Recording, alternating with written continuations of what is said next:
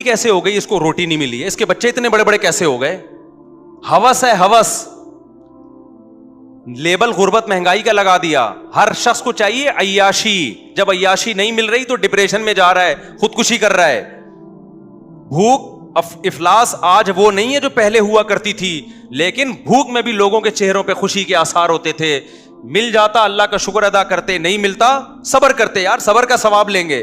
اب کیا ہے, کمپٹیشن, تقابل. اس کے پاس لینڈ کروزر, میں رکشے میں گھوم رہا ہوں, اس کے پاس آئی فون, میرے پاس سستا موبائل. یہ جو تقابل ہے جس میں گورے نے ہمیں ڈالا ہے, انہوں نے دولت دولت دولت. گورا دنیا کو مسافر خانہ سمجھتا ہے. آپ کی یونیورسٹیوں میں جو پروفیسر پڑھا رہے ہیں وہ تو یورپ امریکہ سے پڑھ کے آتے ہیں, وہ دنیا کو مسافر خانہ تھوڑی سمجھتے ہیں. ہر وقت آپ کو پیسہ پیسہ پیسہ, معاشی ترقی. ہماری سیاسی تنظیمیں وہ بھی یہی بات کرتی ہیں, ملک میں معیشت معیشت. مذہب کو انہوں نے کیا کر دیا, اللہ کی رضا کو اپنی ڈکشنری سے نکال دیا. معیشت, ہر آدمی کے دماغ میں جو کھوپڑی میں جو جرثومہ گھسا ہوا ہے وہ کیا ہے کہ میں نے دولت کمانی ہے. میرا بھانجا پڑھتا ہے نا یونیورسٹی میں, بتاتا رہتا ہے کہ ہر لڑکا پیسہ کمانے کی بات کر رہا ہے, جس کے پاس پیسہ نہیں ہے وہ ڈپریشن میں جا رہا ہے, پاگل ہو رہا ہے. وہ نہیں آ رہی میرا خیال ہے بات سمجھ میں.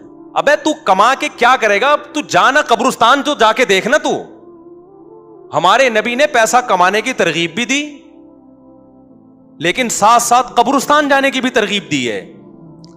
آج ہمارے تاجر وہ حدیثوں تو لیتے ہیں جس میں ایماندار تاجر پیغمبروں کے ساتھ ہوگا, اور طاقتور مومن کمزور سے اللہ کو زیادہ محبوب ہے. طاقت میں مالی طاقت بھی ہے, جسمانی طاقت بھی ہے, ساری حدیثیں تو لے رہے ہیں. ہم بھی بتاتے رہتے ہیں حدیثیں, بھائی پیسہ کماؤ, ہم بھی کہتے ہیں. لیکن حدیث میں یہ بھی تو ہے کہ پابندی سے قبرستان جایا کرو.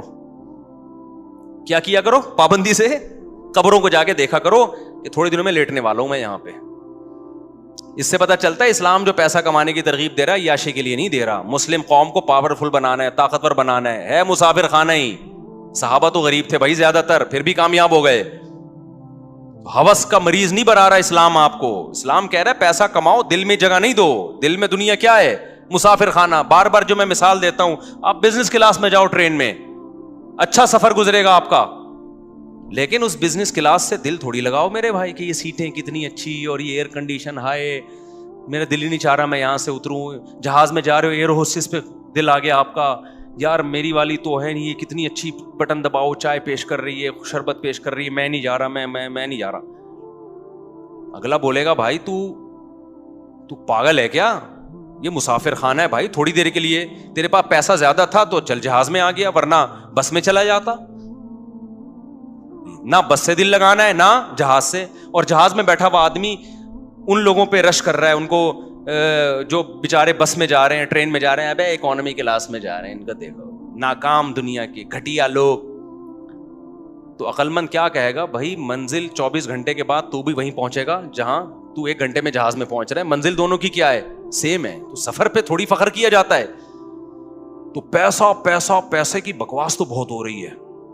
یونیورسٹیوں میں جاؤ نا, ہمارے زمانے میں وہ ماحول تھا, اب تو اور آگے جا چکا ہے. ہر وقت پیسہ پیسہ پیسہ, ترقی ترقی ترقی ترقی. کوئی یونیورسٹی میں پروفیسر یہ نہیں بتا رہا کہ دنیا مسافر خانہ ہے, بیٹا اس سے دل مت لگاؤ. کوئی پڑھ لیا ٹھیک ہے, نہیں پڑھا تو بھی کوئی ٹینشن نہیں, ٹماٹر بیچے وہ, کچھ نہیں ہوتا بیٹا. یہ ٹماٹر بیچنے والے ناکام نہیں ہیں. اگر یہ ایمانداری سے بیچیں گے, یہ قیامت میں ان کے چہرے سفید ہوں گے, تمہارے کالے سیاہ ہوں گے. کوئی پروفیسر بتا رہا ہے یونیورسٹیوں میں, یہ باتیں تو بہت کی جاتی ہیں کہ یہ باتیں کوئی مولوی نہیں بتاتا. یہ بھی تو کہو یہ باتیں کوئی پروفیسر نہیں بتاتا. نہیں, یہ بات میرا خیال ہے علماء پہ تو طنز بہت ہوتا ہے. میں یہ بات بتا رہا ہوں, کوئی مولوی نہیں بتائے گا. لیکن کچھ اچھی باتیں ہیں جو پروفیسروں کو بھی بتانی چاہیے, لیکن کوئی پروفیسر نہیں بتاتا. خود پروفیسر ڈپریشن میں نفسیاتی ڈاکٹر خود ڈپریشن میں جا رہے ہیں, کیونکہ وہ کہہ رہے ہیں ہم نے نفسیات پڑھی تھی اتنی محنت سے کہ ہم لوگوں کو ڈپریشن سے نکالیں گے اور اس کے ہم پیسے لیں گے. لوگ ڈپریشن میں جا ہی نہیں رہے. ان کو اس بات کی ڈپریشن ہو رہی ہے, پیشنٹ ہی نہیں آ رہے. یا سارے ڈپریشن میں جا رہے ہیں لیکن وہ ادھر اس کو اس بات کی ڈپریشن ہو رہی ہے کہ پبلک ڈپریشن میں کیوں نہیں جا رہی ہے. یار نہیں بھی ہو رہی تو ہوگی نا اس بات کی اس کو, اگر بالفرض نہیں ہو رہی تو کسی ڈاکٹر کو اگر ڈپریشن کے مریض نہ ملے تو وہ تو اسی پہ ڈپریشن میں نے, یار پڑھا ہوا سارا میرا برباد ہو گیا. میرے پاس آئے گا, میں کہوں گا کوئی بات نہیں, ٹماٹر بیچ یار, تو ٹھیلا لگا, تو نے نفسیات پڑھی ہے, اور کوئی تجھے نفسیات کا پیشنٹ نہیں مل رہا, یا مل تو رہے ہیں لیکن وہ تو ان کا علاج نہیں کر پا رہا, وہ کہنے پھر بھی ٹھیک نہیں ہو رہے, ہم نہیں آ رہے, یا تجھے تمہاری مرضی کی فیس نہیں دے رہا, تو تم یہ کام چھوڑ کے کیا لگاؤ, ٹماٹر بیچو. نفسیاتی ڈاکٹر کر لے گا, کہہ رہا ہے بھائی میں ڈپریشن سے مر جاؤں گا. ابے تو اس کا مطلب جب تو خود اپنے آپ کو ڈپریشن سے نہیں بچا سکتا تو دوسروں کو کہاں سے بچائے گا تو. اصل ڈپریشن سے بچانا یہ نہیں ہے کہ ٹماٹر والے کو لینڈ کروزر میں ڈال دو, پھر تو سارے ڈپریشن سے نکلیں گے.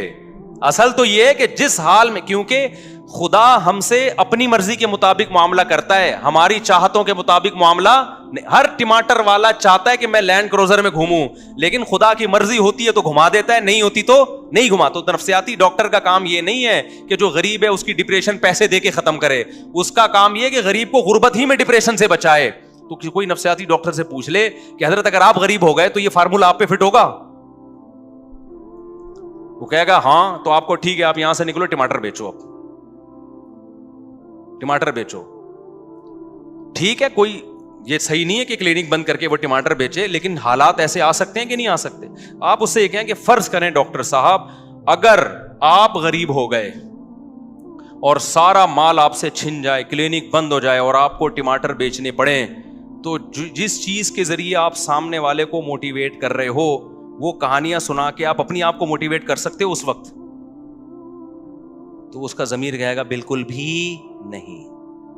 اس کا مطلب ان تلوں میں تیل بولو نہیں ہے. اسلام نے بتایا بھائی قبرستان جاؤ, ٹھیک ہے نا, بولو یار ٹماٹر بیچ کے بھی ادھر ہی آنا ہے, خزانے کما کے بھی ادھر ہی آنا ہے. اور کتنی پیاری مثال دی ہے قرآن میں, مجھے تو اتنا مزہ آتا ہے یار.